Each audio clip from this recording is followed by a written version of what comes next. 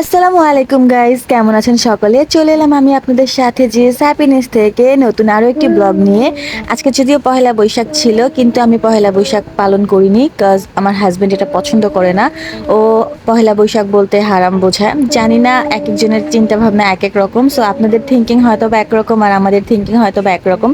তো যাই হোক, পহেলা বৈশাখ পালন না করলেও ঘরে তো খাওয়া দাওয়া করাই যায়, তাই না? যার জন্য এতগুলো ইলিশ মাছ আর এতগুলো বেগুন ভাজা করে নিলাম।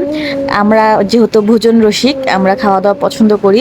সো এর জন্য একটু রান্না বাড়ার আয়োজন তো করাই যায়, সেটা ভেবে আজকে একটু রান্না বাড়া করে নিলাম। আদারওয়াইজ কিছুই করা হয়নি, না আমি কোনো সাজগোজ করেছি না বাহিরে কোথাও গিয়েছি। তো ভাবলাম যেহেতু সবাই খাওয়া দাওয়া নিয়েও একটু আনন্দ করে, সো এটাই না হয় করা যাক। তো রান্না বাড়াটা আজকে করে নিয়েছিলাম, আর এখানে অনেকগুলো বেগুন নিয়ে নিয়েছিলাম আর অনেকগুলো ইলিশ মাছ নিয়ে দিয়েছিলাম।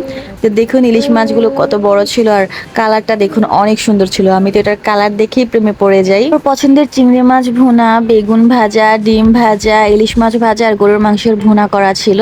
আজকে এটা দিয়েই হবে আমাদের দুপুরের খাওয়া দাওয়া। এটাই ছিল আমাদের দুপুরের আয়োজন। আর এখানে কিছু বড়ি রাখা ছিল, যেটা আমার হাজবেন্ডের অনেক পছন্দ। এখানে রাখা ছিল কজ ও যখন ইচ্ছে হবে তখনই যেন খেতে পারে। আর এটাই আমাদের দুপুরের খাওয়া দাওয়ার শেষের লুক। মানে হচ্ছে খাওয়া দাওয়া যেহেতু শেষ, তো আমরা এখানে। তো ভালো থাকবেন সকলে, আল্লাহ হাফিজ।